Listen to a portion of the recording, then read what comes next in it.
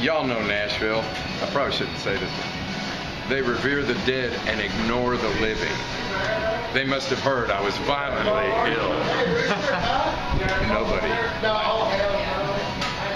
The ice turned over in the glass. The dog stopped breathing. You know, it's one of those poignant moments that I wish I could retrieve. But I can't, so I got to live it. Started in 1951. 6 years old, singing in a choral group.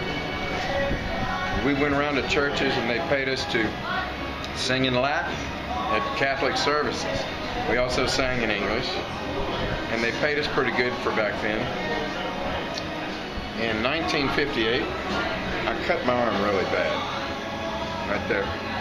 Cut those two tendons. The doctor said either squeeze a rubber ball or take up a musical instrument.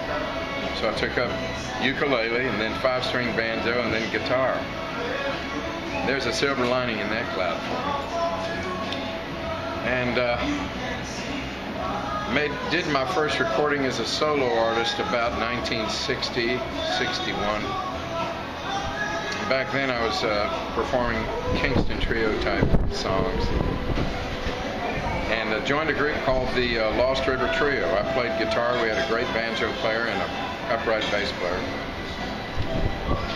And met Michael Martin Murphey, who was a big influence on my life. He's one of my favorite songwriters of all time. I was lucky to be included on some songs together with him. Namely, Boy from the Country that John Denver ended up recording. What Am I Doing Hanging Around that the Monkees have on their album, Pisces, Aquarius, Capricorn, Jones Limited. Lyle Lovett cut one of our songs, West Texas Highway. B.W. Stevenson cut Texas Morning, as did Michael Nesmith and Ray Wiley Hubbard and Rusty Weir. They all recorded that song. And we started a band called the Boomer Boys. It was a duo back in '65. And we got to open for Johnny Cash and some folks like that. I got in a fight with Johnny Cash. He tried to steal my guitar. I got in a fist fight with him. And Don Sessions, one of my mentors in music, broke it up with Don Cherry, the program director for K-Fox in Long Beach. And I was crying. I was 22 years old back then, November 19th, 1967. It was on a Sunday, but Jeff, who can remember? So what happened was it's a Martin D45, a beautiful guitar. I still have it. I still use it on recording sessions. And Michael Martin Murphey and I were the Boomer Boys. We opened up for the Carter Family. They opened up for a vocal group that ended up opening for Johnny Cash, the Statler Brothers. And they opened up for Johnny Cash. Well, after we finished our show, I put my guitar up, went to the restroom. I come out, and Johnny Cash was walking to his bus with my guitar.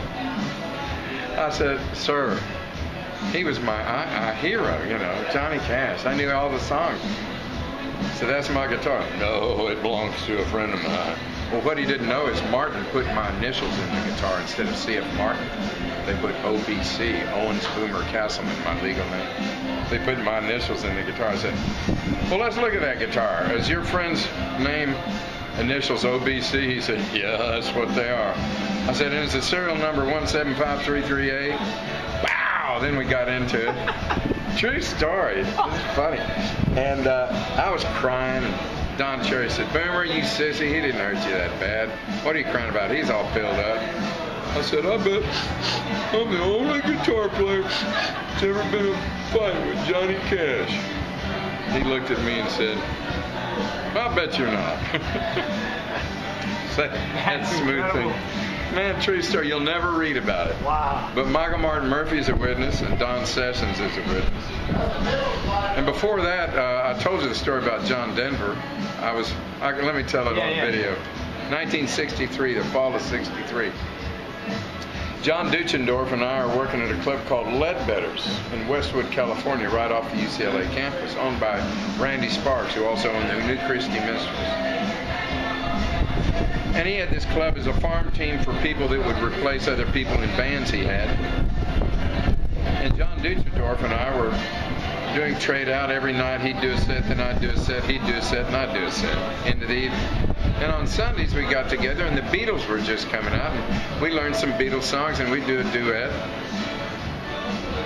On Sunday, I told you this before, Jeff, you know, 4 people in the club going, that was Boomer Castleman and John Duchendorf.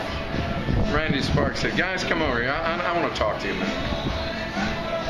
He said, John, you got to change your name. John said, why? He said, because Duchendorf sounds like a disease I got in the service. And it does. I got Duchendorf again. So he said, what do you want me to change it to? And Randy Sparks said, try John Denver. He said, okay. That was it. It had nothing to do with Rocky Mountain High, cool Colorado, none of that. It was in Southern California in the heat of the fall, 1963, Randy Sparks. Randy's still at it, beat cancer and everything else, and he's still out there performing with the group, the New Christy Minstrels, which has been together for 50 years. Since 1962. Okay, after we did that, Michael Martin Murphey and I started a group called the Lewis and Clark Expedition.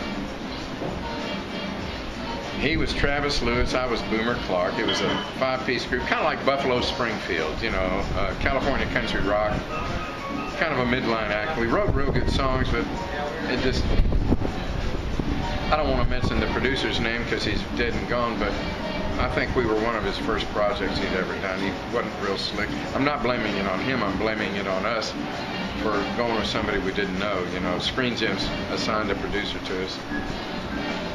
That group was short-lived, however, a lot of people want that album because of the songs. We had some really pretty good songs that we'd written together on that album.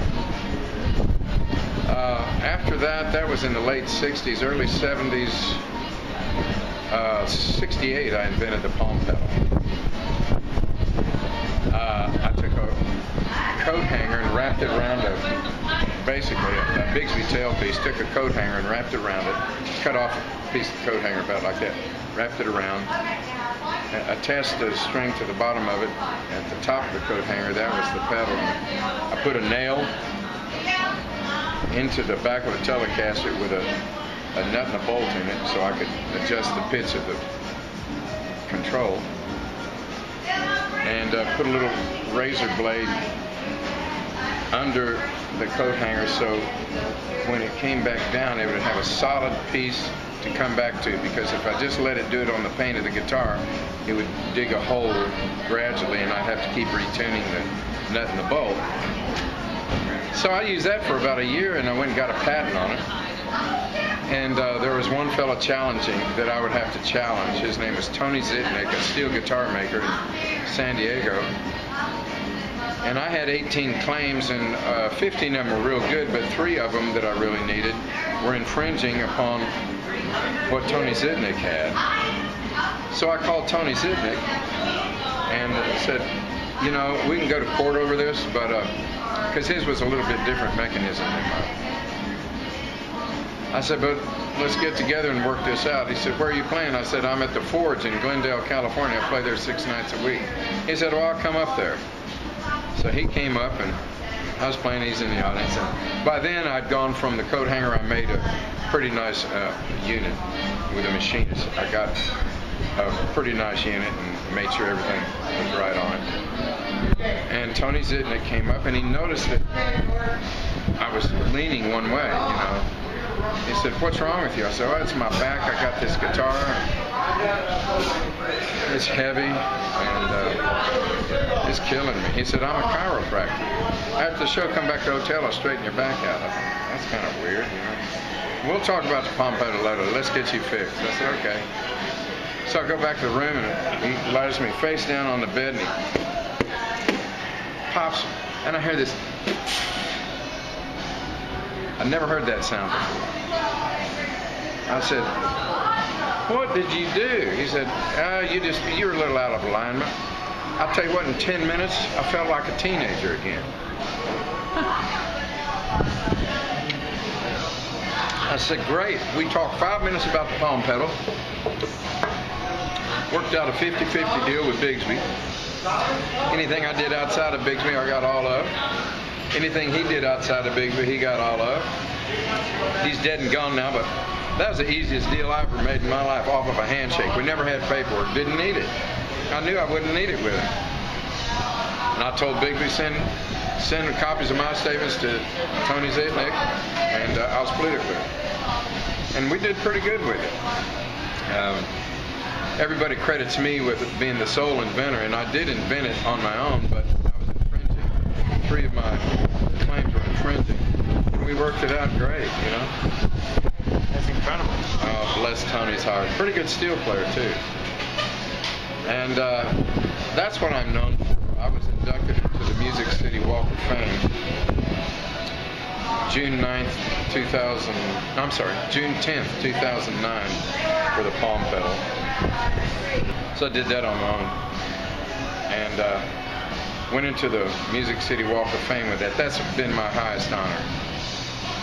And at the dinner that night, and Lois can verify this, I said, excuse me. I want to thank the Nashville community for honoring me after 42 years. You know, because it's 42 years earlier. I said, after 42 years for the Palm Pedal. I said, I wish they'd have honored me after 40 years. I mean, after 4 years. I sure could have used the accolades back in, 1972. Right. But I wasn't living in Nashville then. I said, I wish they'd honored me back then. But y'all know Nashville. I probably shouldn't say this. They revere the dead and ignore the living. They must have heard I was violently ill. Nobody. The ice turned over in the glass. The dog stopped breathing. You know, it's one of those poignant moments that I wish I could retrieve. But I can't, so I got to live with it. But Nashville's a very good town. It's very good to me. It was like $100,000 a year at college for me to go to. Musicians that were 100 times better than I was, and I got to learn from them. Actually, I invented the Palm Pedal in California, but when I moved to Nashville, I got a lot of work for it, and a lot of people were ingenuous enough to try me on recording sessions. I'm going to name Shelby Singleton with Mercury Records, Billy Sherr with Columbia on Tammy Wynette and George Jones Records, Nelson Larkin, who produced Earl Thomas Conley, Ray Ruff played on Pat Boone Records for him out in California, and Mike Daniel, Ray Ruff's partner in Nashville, Tennessee, used me as leader on all his days because of the Palm Pedal, and without them I'd have starved to death because there's a lot better players than me in Nashville. A lot. Make me look like a misdemeanor. But with the Palm Pedal, I bring something a little bit different to the table. And I have them on acoustic guitars too. And that's kind of cool. It's like a Martin D28 marrying a Emmons 10-pedal steel guitar. It sounds pretty cool. I should have brought it down, but I didn't bring it. I should. But after that, I had a hit record as a single artist in 1975 called Judy May. It's one of those Tennessee Williams hot summer sex stories, you know. It's about a kid whose mom dies. His dad's a traveling salesman. His dad marries a real young girl. He's on the road. He tells his young wife, take care of my son, won't you, Judy May? And the chorus is, Judy May sure had a way of looking after me. Yeah, her eyes would sparkle and shine every time Papa got ready to leave. Well, you know what's going to happen. Pop's going to catch him doing the stepmom. Pop's going to kill himself. Was it suicide? Well, you know, it's just, you know, I went down in the dirt for this one. But here's what's cool. So many preachers came out. Leviticus 10, chapter 2, any man who so lay with his father's wife shall so inherit his father's nakedness. Well, that made the parents tell the kids, don't go out and buy this record. Well, what's going to happen? The kids are going to go out and buy 3 or 4 copies in case the parents catch them with one. You know what I mean? And it was a big hit for me. I got a gold record on it. Now, back then, I got to be honest, though, because people are going to see this. We shipped 1 million units on Mum's Records, but 300,000 came back. So it really only sold 700,000. But back then, in 1975, they based gold records. Million sellers were gold records, not platinum then. They based gold records on how many were shipped, not how many were sold. So I kind of got it through the back door. You know, I say $1 million seller, but between you, me, and the camera, and the millions of fans that are going to hit your website, it sold about 700,000. Wow. And after that, I just moved to Nashville, wrote for Tree Music for a little while. Buddy Killen also gave me a shot in Nashville on sessions, I must say. What a sweet, sweet gentleman. He was called Mr. Nashville then. Chet Atkins was Mr. Guitar. Chet Atkins was very kind to me because he endorsed my palm pedal. The one that I designed for Bixby, he endorsed that. Okay. Without his endorsement, I wouldn't have made a quarter. But everybody saw where he endorsed it. You know.